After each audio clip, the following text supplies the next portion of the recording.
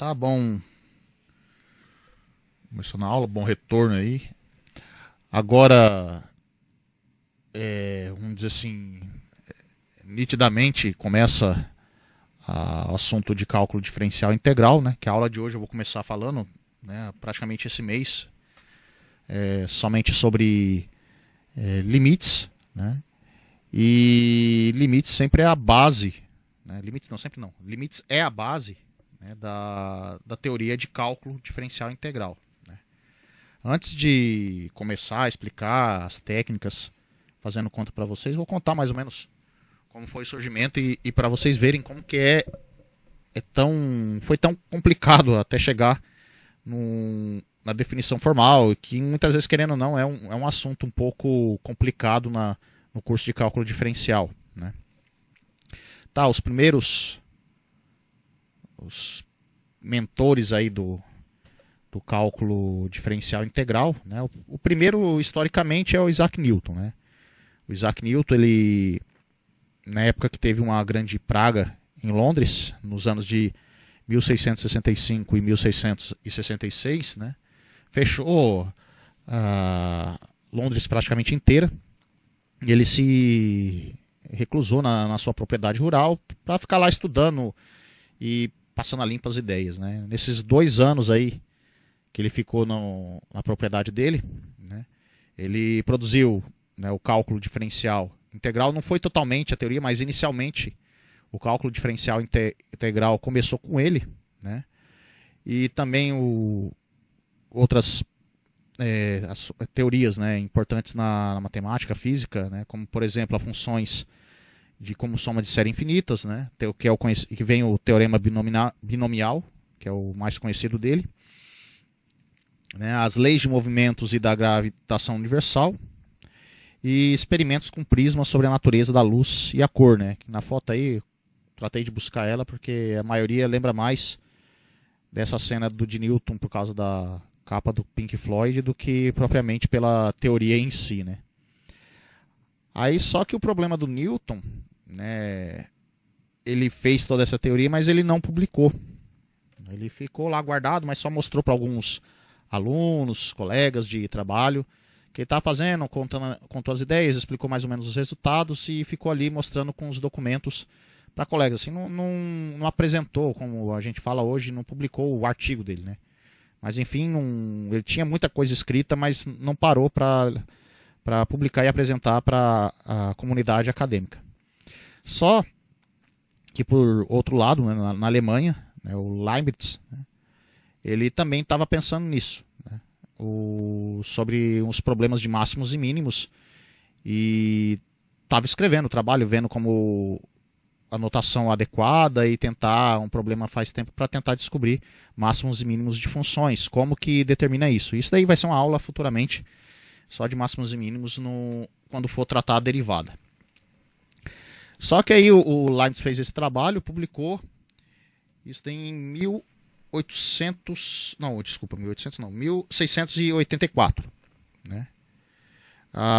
Aí começou a dar repercussão, né, que ele resolveu um problema conhecido, né, que não tinha uma solução adequada, bem explicada, e deu os burburinhos aí na comunidade acadêmica, e alguns pessoas que trabalhavam com Isaac Newton, né, por exemplo, no exemplo daqui o Edmund Halley, né, que é um dos outros famosos, né, falou, né, o Edmund Halley, né, falou para o Newton, você tem que publicar aquele trabalho lá porque deixa entender que talvez o Leibniz poderia ter roubado a ideia, né, e começou esse burburinho aí, porque segundo os amigos do Leibniz, até o próprio Leibniz tinha assim registros de que eles trocaram já uma carta uma vez. E o Newton comentou por cima o que ele estava pensando. Ele comentou por cima que eu estou trabalhando no livro de cálculo de fluidos, tal, né, que era mais ou menos o tema do livro dele, que é o Princípio Matemática. E ele só estava comentando, né, eu tenho alguma coisa assim, assada. Aí depois começou, aquele bafafá começou a virar uma briga entre eles, né, publicação, que hoje é conhecida assim, na literatura como Guerra do Cálculo, né? E ele acabou publicando isso daí depois de sair a publicação do artigo do Leibniz, né? Isso daí foi em 1687, quando o Newton publicou todo o trabalho dele que ele tinha feito de cálculo em 1665 e 66. Tá, assim, o engraçado, né, do teoria de cálculo, né, assim, inicialmente surgiu porque cálculo veio os conceitos, né, que estava discutindo propriedades feitas era baseado em cima de derivadas integrais, né. Ainda depois que foi surgir os outros propriedades, foi desenvolvendo, os matemáticos publicando e depois foi juntando todo o trabalho que a gente vai aprender no curso. Só o que a gente aprende primeiro, que é o limite, né, surgiu praticamente bem depois. Né, porque o que estava acontecendo? Dependendo como a notação do Newton, né, eu vou dar crédito mais para o Leibniz nessa parte, que a notação do Leibniz foi muito boa, que a maioria das vezes a gente usa mais a dele do que de Newton. As notações, alguns, né, viram a notação do Newton um pouco complicada, assim, na hora de desenvolver os raciocínios matemáticos, descrevendo alguns não faziam corretamente e concluía muitas vezes alguns absurdos e era publicado nas universidades. Né? Aí começou a ter umas discussões, trabalho assim, começaram a questionar essa notação do Newton, também algumas situações também com a notação de Leibniz, mas porque não tinha uma formalidade na notação de limite. Eles tinham as ideias do que seria limite. Né? A ideia de aproximação, você vê o valor onde está aproximando e vê o que acontece com a função. Né? E quem conseguiu resolver esse problema, né, foi outro conhecido, que vocês vão ouvir bastante durante o curso, nas outras disciplinas de cálculo, física também, não sei se falam muito dele em engenharia, né? Mas o Cauchy foi o mentor que criou toda a notação de limite que a gente trabalha no curso de cálculo diferencial integral. Né? Essa confusão que deu aí, né, conhecida também na literatura matemática como a segunda crise, né, de fundamentos teóricos. Né? E poderia ter corrido o risco, né, assim, eles têm que parar, começar tudo do zero, né, perder um monte de tempo de trabalho, publicação, para ter que começar tudo de novo. Que for tirar estimado da época que foi publicado, em 1687, o livro do Isaac Newton. O Augustin Cauchy, né, ele conseguiu resolver, né, esse problema de limite com a notação em 1821, depois que veio um trabalho de 1754 do Alembert, né, que deu uma sugestão lá, e ele falou assim, tem que arrumar essa notação aí que, né, não está chegando caminho nenhum e está tendo problema com as notações de Isaac Newton e do Leibniz, que está tendo algumas absurdas aí e estão questionando que talvez a teoria de cálculo não é uma teoria concreta, né, não é uma teoria boa. Aí o Cauchy trabalhou, botou firme ali, em 1821 ele conseguiu publicar e resolver essa crise, né, de teórica do cálculo diferencial integral. Tá, mas qual que é a ideia principal? Antes de falar da ideia principal do limite, né? Aqui para quem quer ver os livros, quem tem interesse, o livro que é bem interessante contar, para qualquer um pode ler, né? Não tem muita formalidade matemática pesada, é A Guerra do Cálculo, que conta toda essa história com detalhe aí da briga entre o Newton e o Leibniz, né? E outras informações que aí tem um pouco mais de trabalho de achar, mas é um livro que acho que nem sei se produz mais, esse Introdução à História Matemática. Dá para procurar em sebo online, mas se tiver interesse é um livro bom para tirar algumas dúvidas de história do matemática. Então tá. Qual que é a ideia principal para calcular limite? Né? Qual é o problema assim? O que eles estavam discutindo para arrumar a notação? Né? Qual que era a ideia geométrica? Né? Que assim, eu quero calcular, quero ver o que acontece. Né? Vamos pegar aqui, denotar como tem uma função. Né? Vou denotar aqui a função, uma f qualquer, quando a gente usa aí. Né? E aqui eu vou colocar o domínio dela. Vou considerar. Vou separar aqui o eixo x aqui. Eu não vou colocar o eixo y na vertical, mas eu vou colocar como y aqui na horizontal, levando o valor para o conta do domínio. Né? Então, o f pega valores daqui de x leva para y. Tá. A ideia é o seguinte, eu tenho um número do domínio aí da função f, né? Ou não, pode acontecer também f de a não está definido, né? Mas eu não quero analisar a função propriamente em a, se é possível calcular ou não. Eu quero ver o que acontece próximo de a. Então eu vejo o seguinte, deixa eu esperar aqui para salvar. Tá, então a ideia é o seguinte, eu pego um intervalo aqui, vou pegar um pouquinho a mais. A gente tem costume de chamar delta, né? Que é a notação formal.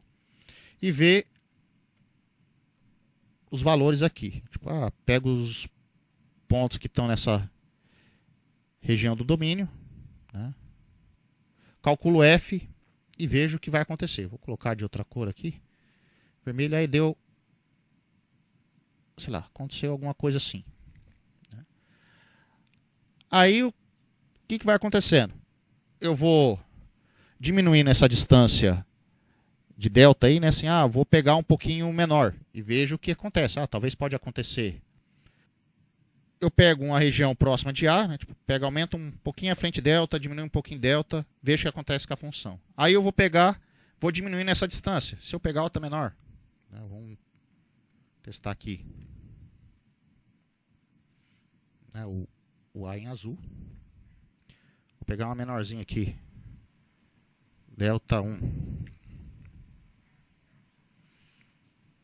Mesma coisa. Acho feio. Considera menor. Aí provavelmente o que vai acontecer com o Y aqui, provavelmente pode diminuir, né? O tamanho, a quantidade que vai dar ali. Calculou, pode dar alguma coisa. Só que é o seguinte, dependendo da pessoa vai diminuindo, ele vai vendo que aproxima de um valor. Vou colocar aqui L. Então, cada vez que você diminui os valores próximos de A, você está vendo que lá na imagem, né, os valores da função vai aproximar de um tal L. Né? O número depende, né, de cada caso, mas sim, você consegue pegar uma região em volta de um. Deixa eu corrigir aqui. L mais epsilon. Opa, não ficou bonito não. L menos epsilon. L mais epsilon 1. L menos epsilon 1.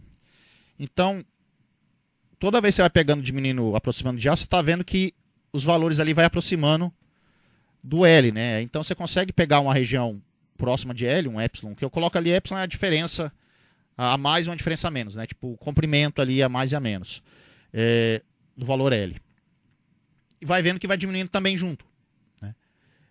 Isso daí que seria a ideia principal do limite. Então, você está vendo o que está acontecendo em volta, está aproximando de um outro valor. E a notação formal dessa ideia que eles estavam querendo discutir, né? Que não era tão fácil até para a época, né? Chegou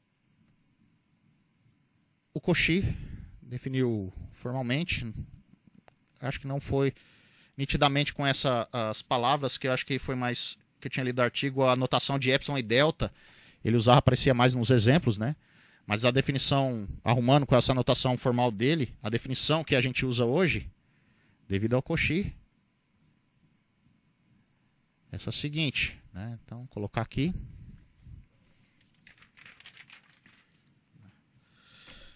Vou primeiro aqui tomar um intervalo, né? Formalidade, intervalo da reta. Um ponto pertencente nos reais, um valor A desse intervalo. Né? Aí dizemos que é uma função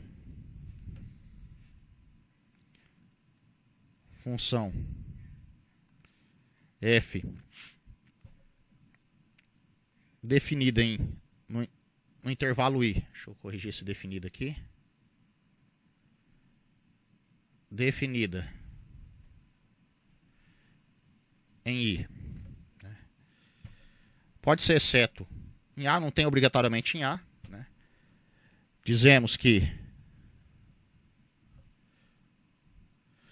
o f de x tem limite L quando x tende para A, se dado epsilon maior que zero, né, existe delta maior que zero,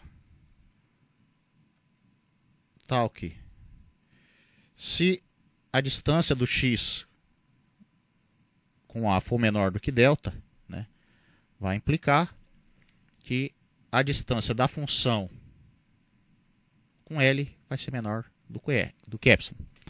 Então essa seria a definição formal para passar aquela ideia, né, geométrica que eu comentei ali em cima.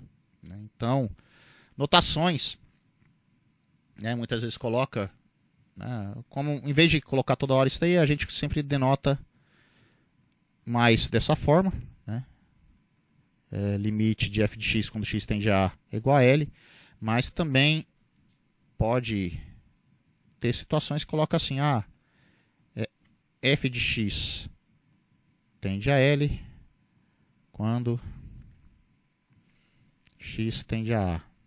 Pode aparecer. Não é muito usual a de baixo, mas pode correr o risco de aparecer em algum lugar, se vocês verem em algum livro, apostila, ou explicação de outro professor também. Não é o usual, mas é provável de aparecer.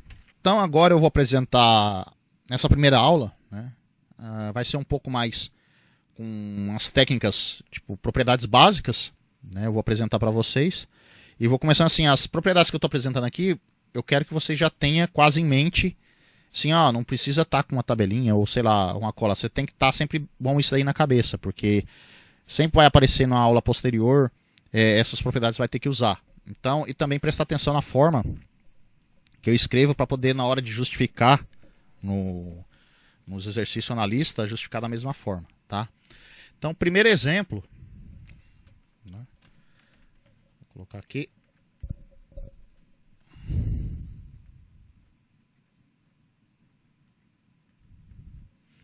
Primeiro exemplo é calcular o limite, né, dada a função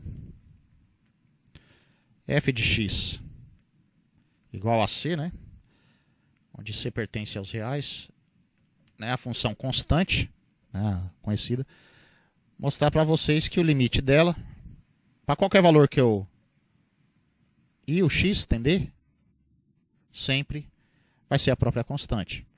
Tá. Como que eu provo isso, professor? Né? De demonstração.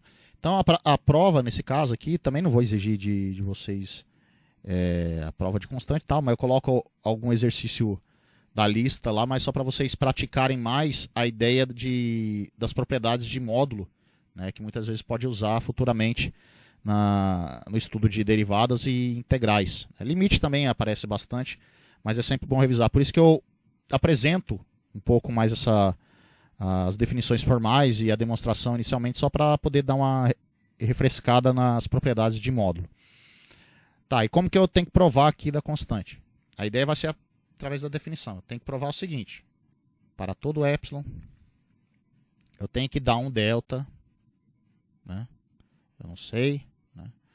No caso eu já vou determinar, depois eu vou apresentar como que descobre esse delta, tal que se no caso aqui 0 menor que x menos a menor que delta, eu tenho que chegar na conclusão que o módulo de f de x menos c é menor do que epsilon. Nesse caso aqui, tomando delta qualquer, né? Opa, deixa eu só corrigir, né? Tá, melhor aqui. Vou colocar. Então assim, para todo epsilon maior que zero, tomando delta qualquer, nesse caso não tem restrição delta, a dependência de delta e epsilon, dependendo de cada caso, pode ter uma dependência, né? Se apresenta aí a distância do x ao ponto A né, o valor A for menor que delta, né, na hora de calcular o módulo de f de x menos c, vai ficar como? Então, se o x está próximo de A, na função constante, f de x sempre vai ser c. Então, no f de x, troca por c. Tem que continuar c menos c. Ele menos ele, né, o c menos ele, é igual a zero. Módulo de zero é igual a zero. E o epsilon é sempre maior do que zero. Então, a diferença do f de x com o c é menor do que epsilon. E pela definição do limite, prova que o limite de f de x de uma função constante, né, sendo igual a c, quando x tende a A, não importa qual, sempre vai ser constante. Então, provei para vocês inicialmente, formalmente, né, a prova de limite de constante é propriamente uma constante. A segundo limite básico que eu falo, né, ou trivial, que é o limite da função identidade, né? Eu falo identidade, f de x igual a x, né? Então, o limite quando x tende a A de f de x, que é igual limite quando x tende a A de x, é igual a A. E como que eu vou mostrar isso, né? Mesma coisa. No caso aqui, para todo epsilon. Nesse caso eu vou tomar delta, né? O delta aqui que vai depender tem que ser igual a epsilon. É maior do que zero. Tá, se a condição, né, o x está próximo de A menor que delta, então eu vou calcular a diferença, né, da função f de x menos A e ver se vai ser menor do que epsilon. E como que eu vejo isso? Tá, minha função f de x é x, né? O meu limite aí que eu quero determinar é o A. Então, o f de x menos A ficou igual módulo de x menos A. Tá, mas eu tenho aqui no começo, módulo de x menos A é o quê? Menor do que delta. Então, isso daqui é menor do que delta. E delta é o quê? Epsilon. Então, que é igual a epsilon. Cheguei aqui, terminei a demonstração, né? Para qualquer epsilon, eu tomei o delta igual a epsilon, né? Peguei a diferença próxima de A com tamanho menor do que delta. Aí na hora que eu calculo a função, a diferença da função com a ideia do valor que seja o limite, deu menor que epsilon. Isso prova a propriedade que esse limite é válido. Tá? Então esses são os dois triviais que tem que estar. Nem precisa provar por que é, não. É limite do x ali, ou da minha variável, né? Que pode aparecer sim. Né? Se caso acontecer. Tá aqui limite de x. X não, vou trocar outra letra, né? Limite de t quando t tende a zero, né? Igual a zero. Limite de z quando z tende a 1, né? De z é igual a 1. A letra não importa, desde que está escrito certinho, né? Qual é a variável e onde a variável está convergindo, né? Ou está indo, tendendo, né? Como é o termo. Então é só trocar o limite da letra pelo número que a letra está indo, né? Vou calcular esse limite aqui. Limite quando x tende a 1 de 3x mais 2, provar que ele é igual a 5. Tá, inicialmente para calcular por epsilon e delta, você tem que saber qual é provável o valor do limite, né? Porque até chegar no final da aula, né, vai aprender assim, a gente não sabe o valor do limite, né, mas dependendo das propriedades, você vai saber como calcular e descobrir o valor dele. O ruim do calcular por epsilon e delta, você tem que saber qual é o valor do limite. Você tem que tentar descobrir, ou sei lá, como por tentativa e erro, para conseguir, eu acho que é esse, eu vou calcular por epsilon e delta, mas não é o mais conveniente. Mas quando aparece assim, prova que esse limite é válido, né? Então, como eu provaria nesse caso? Tá, aqui, eu vou lá, tá do epsilon, sempre o epsilon é arbitrário, eu vou pegar qualquer epsilon maior que zero, né?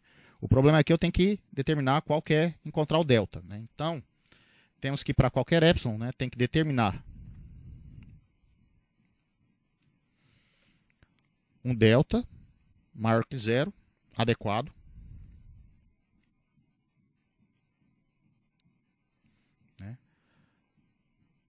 tal que se x é diferente de 1 e x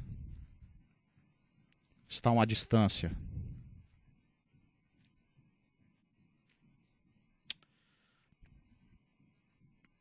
delta de 1, né? Ou seja, o módulo de x menos 1 menor do que delta, né?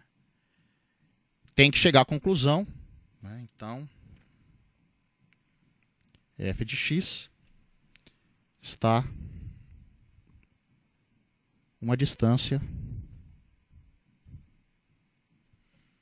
epsilon de L igual a 5. Nesse caso, né? É o módulo de f de x menos 5 tem que ser menor do que epsilon. Tá, como que eu faço para encontrar? Eu tenho que tentar adivinhar quem é o bendito delta, né? Para chegar a resolver isso. Tá, como encontrar o delta, né?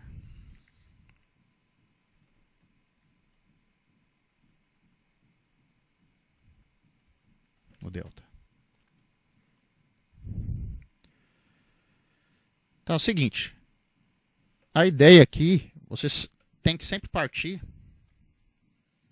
da função, né, da desigualdade f de x menos 5 menor do que epsilon. Você tem que trabalhar nessa desigualdade e chegar a aparecer módulo de x menos 1. Não ficou tão bom aqui.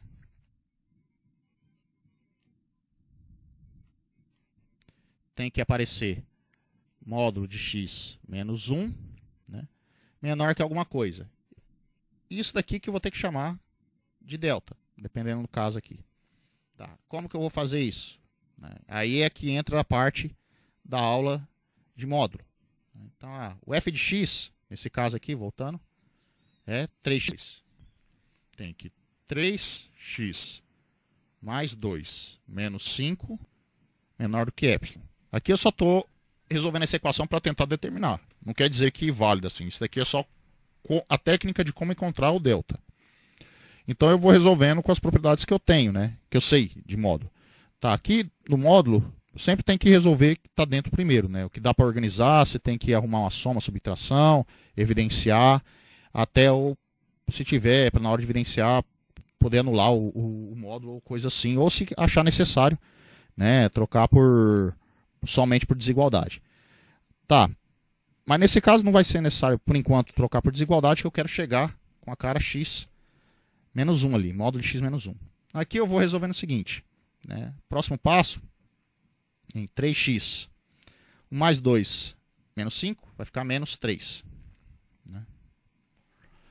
Tá, aqui, né, para fazer aparecer o módulo de x menos 1 não é tão difícil de perceber. Né? Tem aqui o 3 multiplicando x e o menos 3, eu posso evidenciar. Então tenho 3x, 3 dividido por 3 dá menos 1, módulo menor do que epsilon. Tá, você vê que o x menos 1 apareceu, mas tem o 3 multiplicando. O que eu tenho que fazer para, entre aspas, assim, para não deixar o 3 no lado esquerdo aí da desigualdade? Primeiro, tem que lembrar da propriedade de multiplicação em módulo, você separa. Então, isso daqui você vai escrever como módulo de 3 vezes módulo de x menos 1 menor do que epsilon. Né? Módulo de 3 positivo fica 3 x menos 1, módulo de x menos 1 menor do que epsilon. E agora, não esquecendo de outra propriedade também, que tem muita gente que acaba esquecendo, né? Como 3 é positivo, beleza, eu posso passar o 3 dividindo tranquilo. Né? Epsilon dividido por 3. Né? Passei dividindo e não muda a desigualdade. O problema é que muitas vezes acontece, o aluno acaba esquecendo que quando é sinal negativo tem que mudar o sinal da desigualdade. Nesse caso não precisou mudar, né? Então eu cheguei aqui que módulo de x menos 1 menor do que epsilon sobre 3. E com essa expressão eu consigo tirar meu delta. Então sempre meu delta vai ser descoberto dessa forma. O cara não tira do além, ele vai fazendo através dessa técnica, ele consegue descobrir o valor de delta. Óbvio que assim não é tão fácil em todos os casos, mas nos casos mais triviais sai tranquilamente calculando dessa forma. Tá, então aí como que fica a prova, né, final? Então, para todo epsilon maior que zero, existe delta igual epsilon sobre 3, aqui o delta depende de epsilon, tal que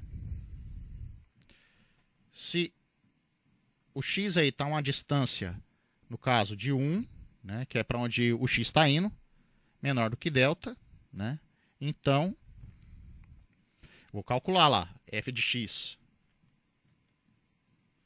menos 5 vai ficar igual a quanto? Aí você praticamente repõe as contas que foi feita aqui, menos sem isso daqui, você vai ver como que fica escrito, né? Essa daqui é a forma que tem que ser escrita numa questão de exercício ou avaliação, né? É a forma de colocar a resposta, né? A forma como que eu tenho que escrever, professor, né? Faz o rascunho a parte aqui das contas, né?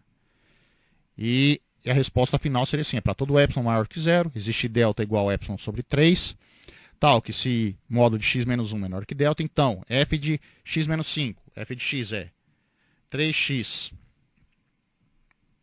mais 2 menos 5, que é igual 3x menos 3, aqui continua, o 3 eu evidencio,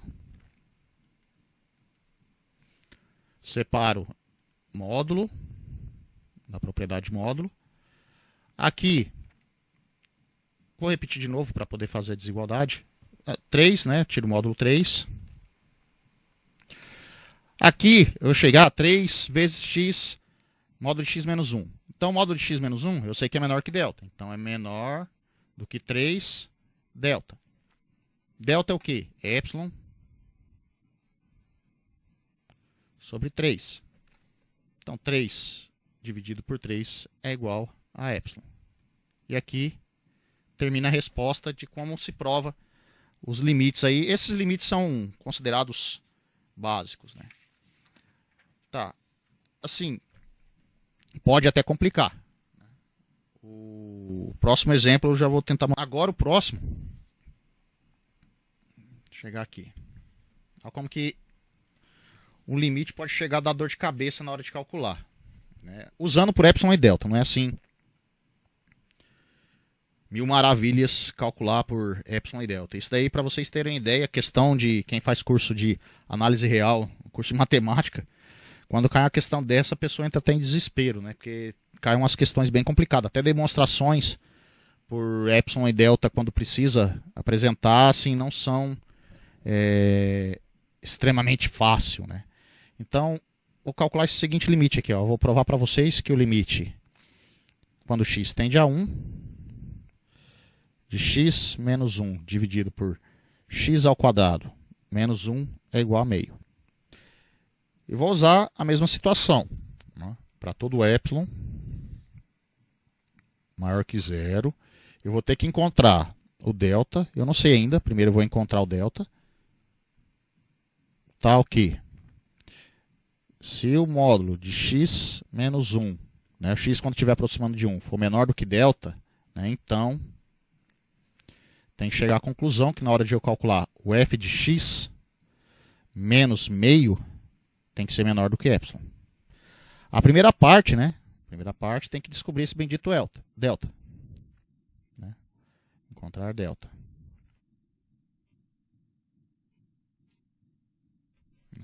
Como que encontra esse delta aqui? Então, vou lá naquela mesma situação. Pego aqui o módulo de f de x, né? O f de x vai ser o quê? X menos 1 dividido por x ao quadrado. Acho que não ficou bem escrito. Vou melhorar a escrita aqui. X menos 1 dividido por x ao quadrado menos 1 menos meio. Menor do que epsilon. Aqui eu vou começar a resolver esse módulo aqui. Tá, primeiro, né, olhar dentro. A primeira técnica, quando você vê, não importa, tipo, esse pensamento você tem que ter toda vez quando você vê uma expressão matemática, vai ser em derivada, vai ser nas técnicas aqui de limite, né, integral, não só em cálculo 1, cálculo 2, outras disciplinas que parecer essa expressão, você já pode pensar nisso. Né? Apareceu x² menos 1, já começa a ajudar aqui, troca por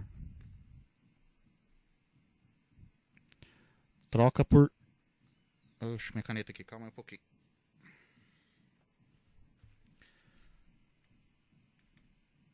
Tá falhando aqui um pouco, já testo.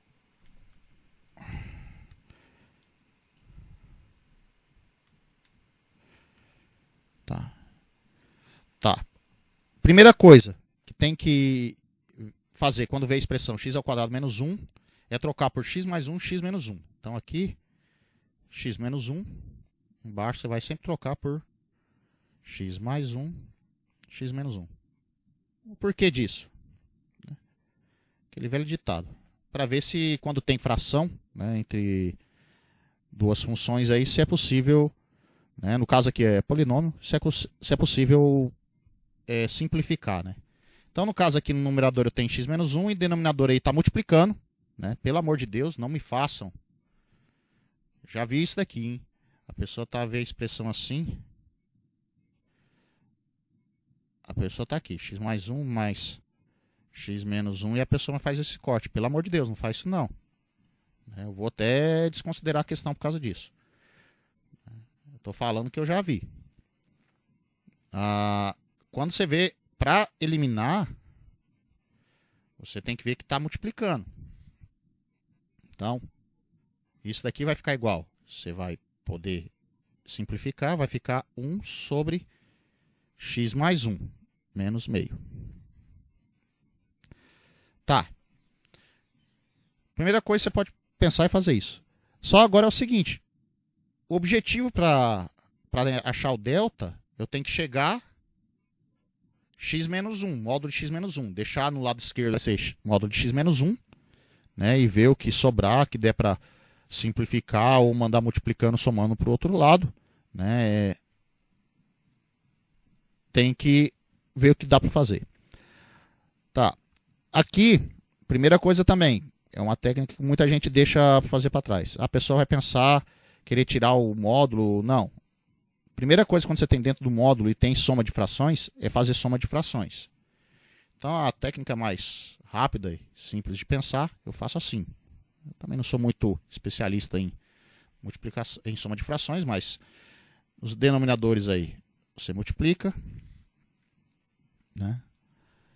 E faz como diz, multiplicação cruzada aqui. Né? O 2 multiplica com 1, então vai ficar 2 menos x mais 1. Né? Menor do que y. Beleza. Aqui, arrumei isso daí, agora eu vou tentar organizar as contas. O que eu posso fazer aqui? Né? Nisso daqui, eu tenho 2 menos x, o menos eu estou distribuindo aqui, tá? Menos 1, dividido por 2x mais 1. Não distribui embaixo, nesse caso não é necessário. Depois vai ajudar a simplificar. Arrumando a conta aqui, fica módulo. O 2 menos 1 vai ficar 1, então fica menos x mais 1, dividido por 2x mais 1.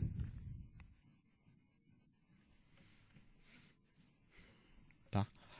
Aqui que eu posso tentar simplificar. Veja aqui que tem o 2 embaixo multiplicando. Né? E o menos x e mais 1 em cima. Né? Mas aqui só tem 1 multiplicando. Uma técnica também pode ser bastante usada é essa. Quando eu quero chegar até o objetivo de chegar a uma expressão, e a expressão que eu quero chegar é x menos 1, a única situação que pode fazer aparecer aqui é essa, né, que é menos x mais 1. E eu faço isso evidenciando menos, que fica x menos 1. Né? Então, se eu evidencio menos, aí aparece a expressão que eu tenho desejado. E eu posso simplificar aqui, em cima que está o menos 1 multiplicando, né, com o denominador 2. Tá? Vou voltar aqui. Então, aqui eu posso ajudar a simplificar. Eu estou fazendo passo por passo, detalhe possível. Se alguém tiver ainda alguma dúvida, pode perguntar. Tá? Então, evidencio menos. Aí o menos com menos fica mais com menos fica menos. Dividido por 2x mais 1. Menor do que y. Tá. O menos aqui eu posso considerar como menos 1. Então eu vou olhar isso daqui como um número também. Isso daqui é um número multiplicando. Né? Muitas vezes tem gente que não tem esse hábito, né? Mas essa expressão você pode escrever dessa forma. Né? Menos meio vezes x menos 1, x mais 1. Coloco parênteses sempre para não dar confusão. Né? Porque senão a pessoa não colocar o parênteses, a pessoa vai pensar que o menos 1 está multiplicando o que ou se nem está multiplicando. Né? Menor do que y. Tá. Aqui, multiplicação de número com número. Isso daqui é um número, né? Mesmo sendo a expressão com variável x, isso daqui é um número. Eu posso separar módulo de menos meio, módulo de x menos 1, x mais 1. Menor do que y. Tá. Módulo de menos meio é meio. X menos 1, x mais 1. O meio eu posso passar multiplicando 2 ali, né? Então multiplica por 2 em ambos os lados aí da desigualdade, não muda o sinal. Né? Isso daqui, ou mando 2 multiplicando, dependendo da técnica que você acha mais fácil de entender, você vai ficar com a expressão seguinte. Foi todas essas contaradas para chegar a x menos 1, x mais 1 dentro do módulo, menor do que 2, y. Aí a pessoa pensa, mas é aqui que para. Aí a pessoa, não. Né? Aí aqui tem um problema, eu não posso chegar, assim, isso daqui, afirmar inicialmente agora o delta, porque a minha expressão que eu quero é módulo de x menos 1. Né? Mas aqui tem uma artimanha não, né? A pessoa tem que analisar nas propriedades de desigualdade, que é o seguinte, independente, né, do valor aqui, eu tenho um módulo de x menos 1, né, você pode separar como fração de 2 módulos, isso é propriedade de módulo. Né? Isso daqui é um número positivo, né, não tem problema nenhum, aqui a priori o x é diferente de 1, é um número positivo, e se você coloca o número que é positivo também, dividido por um número positivo, ainda no caso, né, o x, módulo de x mais 1 pode ser maior, ou dar um valor aí diferente, maior do que 1. Né? Você sempre vai ter que a fração de módulo é menor do que propriamente que o módulo de x menos 1. Então, se eu tomar isso daqui, né? Tomar não. Isso daqui, obrigatoriamente, vai ser x menos 1, x mais 1, menor do que o módulo de x menos 1. Né? Então, eu tenho isso. Se na hora de carregar o meio aqui, trouxer o meio, também não muda nada. Né? E se eu chamar isso daqui menor do que y, que é o que eu quero chegar, né? Então, consigo chegar aqui que o módulo de x menos 1 é menor do que 2y. Então aqui leva mais sutileza, não é tão trivial para chegar à conclusão. Né? A pessoa tem que lembrar de outra propriedade, né? De módulo de fração, a fração dos módulos, aí você tem que ver que o número dentro do módulo está dividido por outro número positivo, vai ser sempre menor do que ele. Né? Então, saber esses detalhes assim que não é tão de imediato, né? Para aluno independente, né? Aluno que está estudando matemática, até para quem está mais avançado. Muitas vezes, uma hora ou outra, cabe assim, mas o que eu tenho que fazer aqui para poder aparecer, diminuir, aí a pessoa quebra a cabeça e até chegar na resposta. Isso daqui, se for ver, ó, é uma, entre aspas, depois você vai ver como vai ficar mais fácil de calcular, né? Um limite médio, né? Com dificuldade média. Né? Então, mas para prova que teve. É só para mostrar assim, ó. Então eu vou descobrir aqui que o delta é igual a 2y, né? Para chegar à conclusão seguinte. Para todo y maior que 0, existe delta igual a 2y, tal que se o módulo de x menos 1 menor do que delta, vai implicar. Aí eu vou fazer todas aquelas contas lá. X menos 1 dividido por x ao quadrado. Menos 1, menos meio. Aí abre as contas aqui, quase tudo de novo. Vou acabar repetindo aqui. X menos 1. Troca x ao quadrado menos 1 por x mais 1. X menos 1 menos meio. Simplifica, vai ficar igual x mais 1 menos meio. Faça aquela soma algébrica. X mais 1, 2. X mais 1.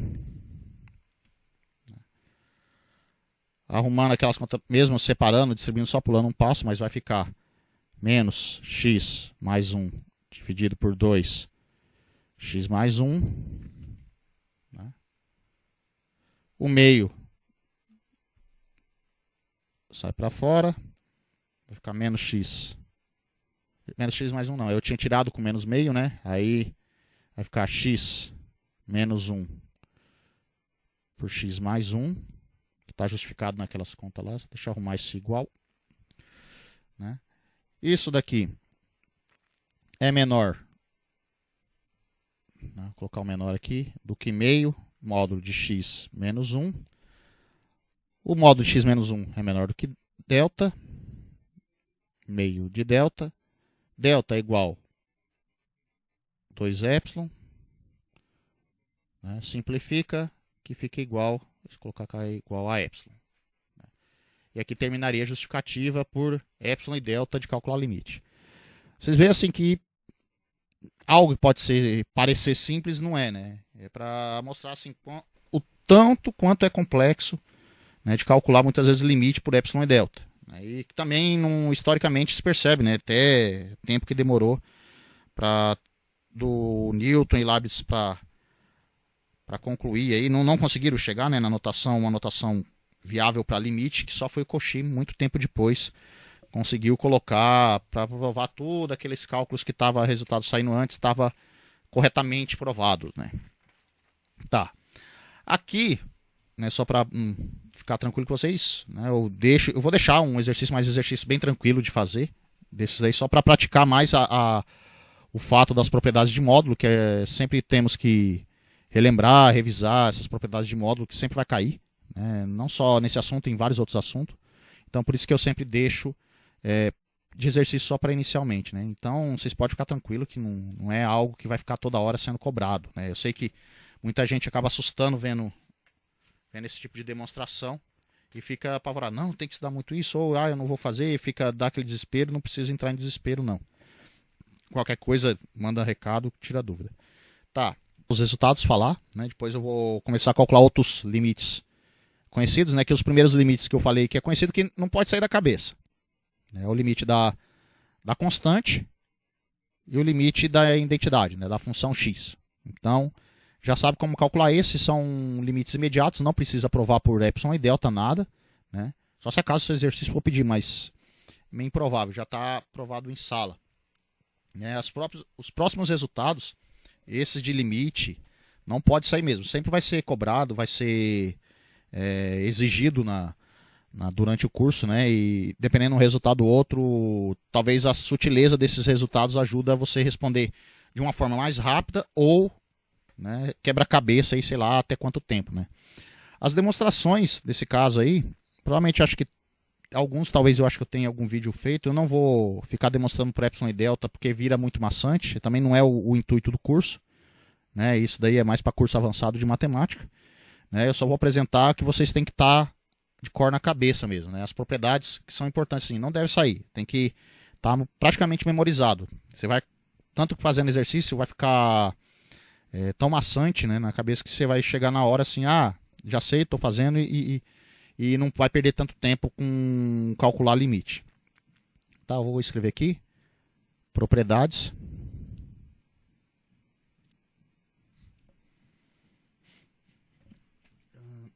Tá. Primeira propriedade, é a unicidade do limite.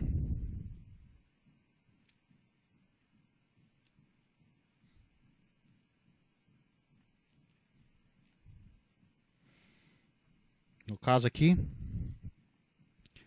se o limite, quando x tende a de uma função, for igual a L, né? Eu não sei, tem um valor, L ali é uma incógnita, muitas vezes você chega assim, mas para que serve isso? Muitas vezes você está com uma equação, limite de uma função, mas você não tem o valor L, especificamente. Mas aí você calcula, tem outra informação, mas é o mesmo limite. Você resolveu uma outra equação e chegou que essa outra equação, você já tem o valor e calculou que deu o limite dela também é igual a f de x, é igual ao valor m. Né? Igual a um valor m. Então, a unicidade garante o quê? O L é igual a m. Esse daqui, essa propriedade, ajuda mais para resolver equação, né? Algumas propriedades matemáticas também. Aí é mais sutileza de demonstração assim, vou ver lá e pela unicidade do limite me garante, né? Eu tenho as demonstrações por absurdo, outras técnicas aí mais avançadas. Tá, segunda propriedade. Né, o soma e subtração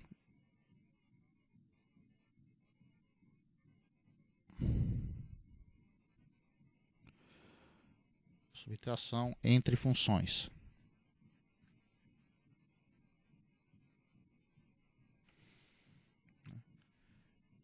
Vou calcular lá, deixa eu tirar, fazer da cor preta. O limite, né, indo lá para um valor A. No caso aí ele tem expressão, eu sei identificar que é uma função f de x, não importa se está soma ou subtração com outra função, o limite você separa, distribui aí, como eu falei, distribui ou separa para soma ou subtração. Né?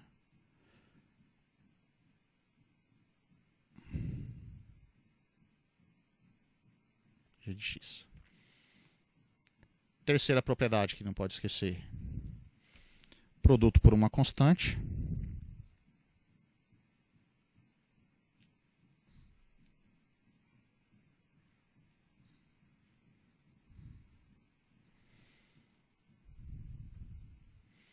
Eu vou considerar aqui.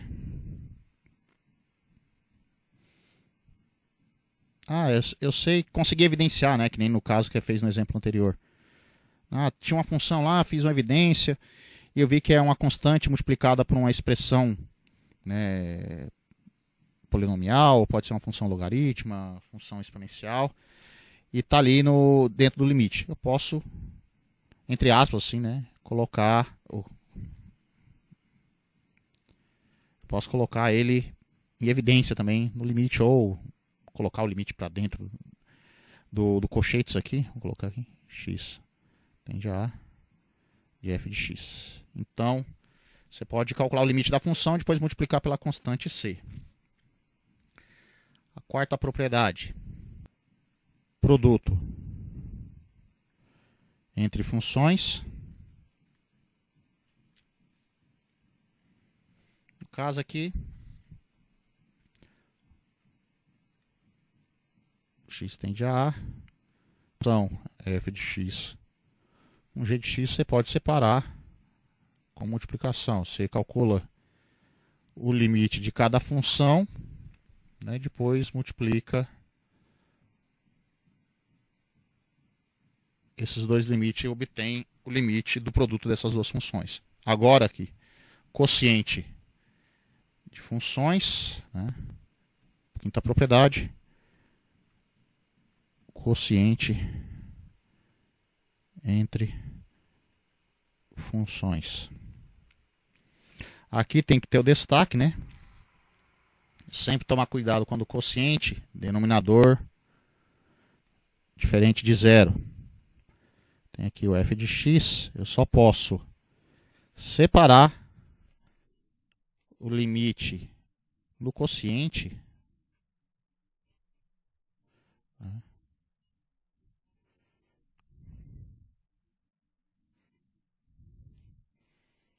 desde que o limite aí do denominador é diferente de zero. E existe, né? Para ter sentido. Tá, a sexta propriedade também, aí já que a sexta propriedade é uma consequência do produto entre funções, mas é fácil de simplificar desse jeito. Né? Travando aí.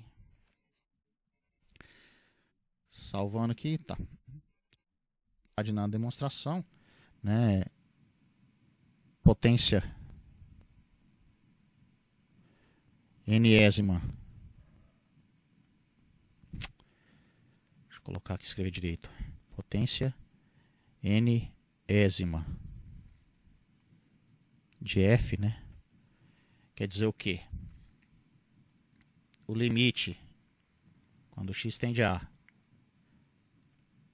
quando uma função está elevado a uma potência enésima, você pode trocar ou colocar o limite dentro da potência. Propriedade que pode fazer. Tá? Então, assim, essas são as primeiras 6 propriedades básicas, né, que tem que estar na cabeça. Em destaque mais pela propriedade 5, né, tem que tomar cuidado com o denominador diferente de zero, né, que senão pode chegar a erro. Esse daqui é o tipo o calcanhar de Aquiles aí de muita gente quando estuda o limite, né? Vai calcular limite. Tá? Os outros fica praticamente quase natural, fica intuitivo na hora de calcular, né? Soma, multiplicação, né? Lembra muito as propriedades de algébricas básicas, tá? Tá. O primeiro que podemos calcular a partir desse sexto, né? Olhando aqui, da potência enésima. Eu sei aqui que já provei para vocês que o limite de x tende a A da função x é igual a A. Se eu aplicar a propriedade 6, né, limite quando x tende a A de x elevado a n é igual a A elevado a n. Né?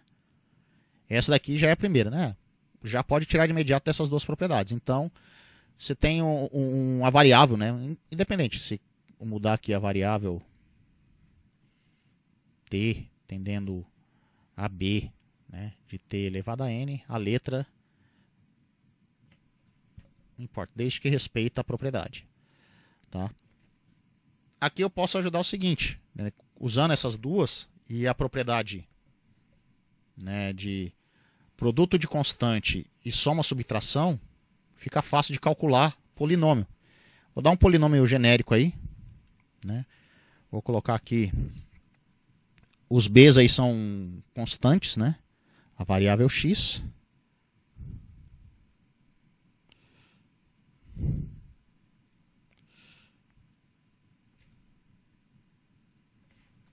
B0. Então tá, calcular o limite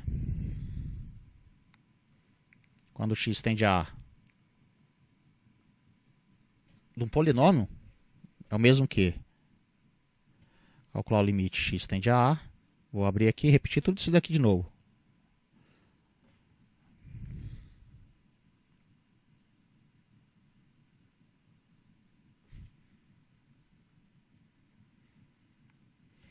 Tá, troquei a função. A primeira que eu posso usar a propriedade é a propriedade de distribuir a soma e o limite. Então, tudo isso aqui eu posso escrever como limite quando x tende a A, bn x elevado a n,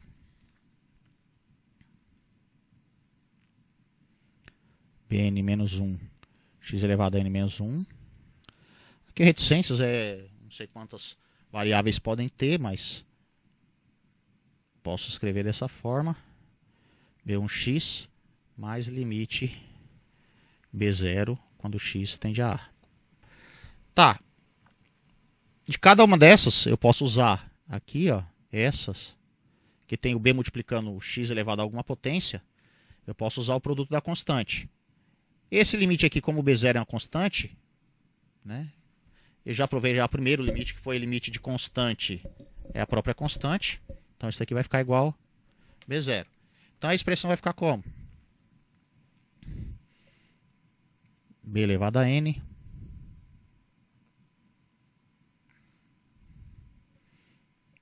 bn menos 1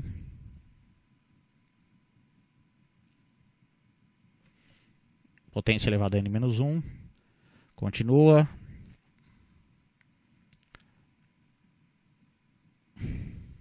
Opa, esqueci de colocar o B1 evidência aqui. B1. B0 que eu já calculei. Opa, X a X. Tá.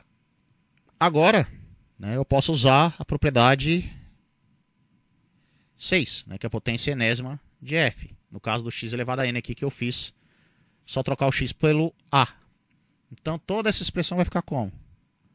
Bn A elevado a n. A elevado a n menos 1. Continua B1 A mais B0. Então, eu calculei aqui provei para vocês, né, em 1, 2, 3, 4, 5 linhas, né? Que é o seguinte, na hora de eu calcular o limite de um polinômio, não importa o valor de b, né, da constante ali, a potência do x, você vai pegar o quê? Ver o valor onde o x está tendendo, né, e troca o x para esse valor, depois calcula para saber o valor do limite. Né? Como aqui no caso, vou calcular esse limite aqui. De x tendendo a 2, de x ao cubo, mais 5. Tem o polinômio. Né? Agora, para calcular polinômio, não preciso fazer toda a formalidade, abrir por soma, por potência, não. Você já pode trocar o x por 2. Vai ficar 2 ao cubo, menos 2 vezes 2 ao quadrado, mais 5. Aí depois calcula. 2 ao cubo é 8, 2 vezes 2 ao quadrado é 4, mais 5. Cuidado com o sinal, né? Que é menos 2 vezes 4 dá menos 8. 8 menos 8 é 0, então só sobra 5. Agora você consegue calcular, né, o limite polinômio de uma forma mais rápida. Né? Em 3 linhas, né, praticamente, né, poderia evitar aí todo o trabalho que foi feito por epsilon e delta. Né? Até ainda chegar numa situação que pode dar uma impasse na cabeça para ver se não está fazendo uma conta errada. Né? Outra propriedade também que eu coloco a 7 aqui, a demonstração dela, não sei se eu já fiz vídeo ou não, mas eu vou olhar. Mas também isso daí é livro, não é tão importante a demonstração, é mais para quem faz curso de matemática. Mas é uma demonstração um pouquinho trabalhosa, mas é referente à propriedade de raiz, né? Raiz enésima. Também aqui o limite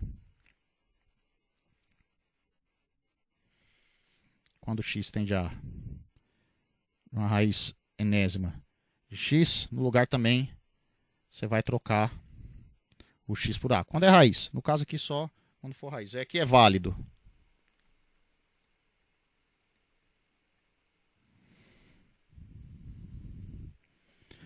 Para a maior que zero quando n é par.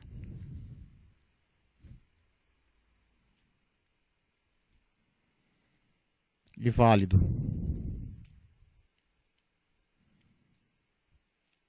para todo A pertencente ao real quando o n é ímpar. Né? A demonstração desse por epsilon e delta assim, também não é tão trivial, mas qualquer coisa, eu não lembro se eu já fiz vídeo dele ou não, mas talvez eu apresento, ou se alguém quiser, mas assim não tem necessidade, é bem dor de cabeça mesmo para provar isso daí por epsilon e delta. Então, outra propriedade que vocês podem considerar básica é o limite dessa da raiz aí. Óbvio que tem que tomar cuidado, né? Raiz com expoente aí, na raiz aí no caso da potência é par, né? Aí é só para número positivo. Quando é ímpar não importa o valor.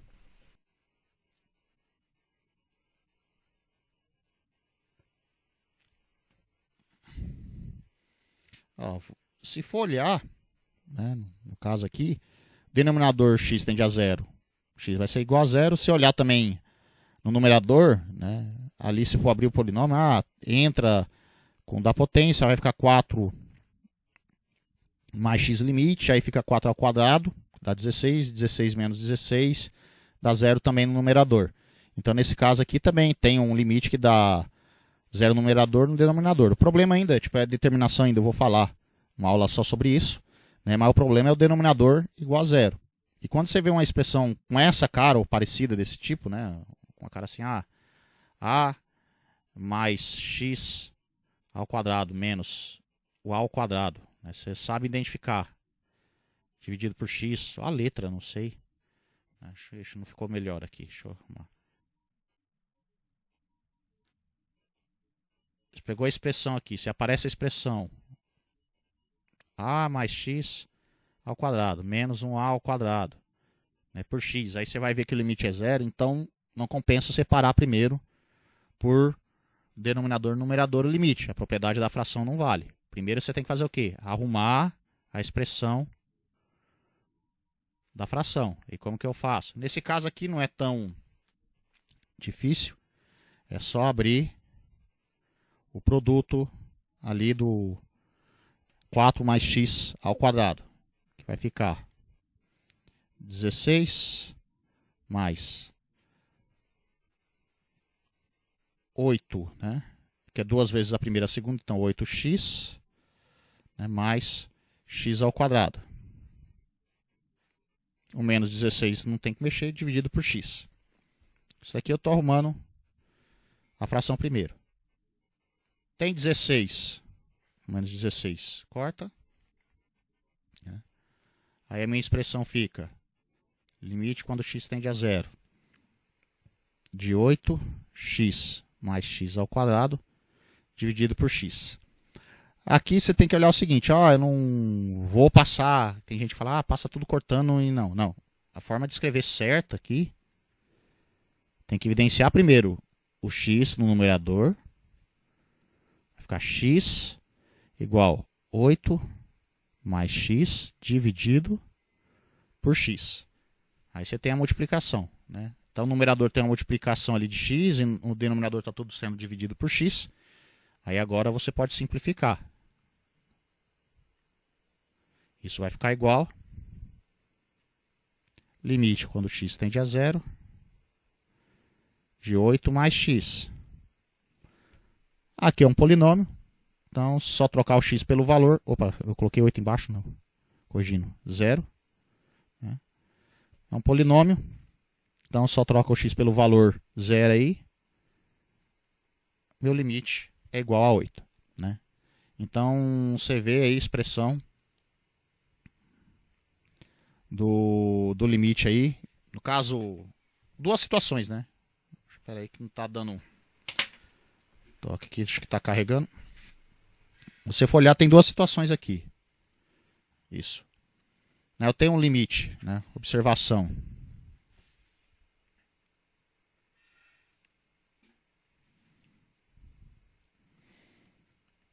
O primeiro limite aqui,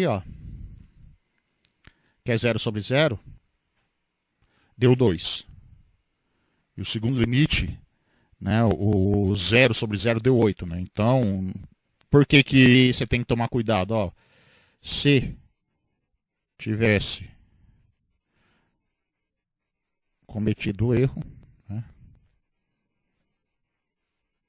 Erro de limite quando x tende, eu fiz o primeiro, foi x tende a 1, né, de x ao quadrado menos 1 com x menos 1 chega a 0 sobre 0, né? E o erro limite quando x tende a 0 de 4 mais x ao quadrado menos 16 dividido por x, que também 0, né? Erro, né? Isso aqui estou colocando em vermelho que é errado, tá? Isso é errado.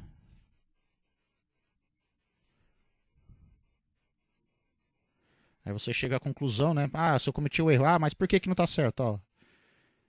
Você vai chegar à situação aqui, Você pode concluir, né? Você pode concluir erroneamente.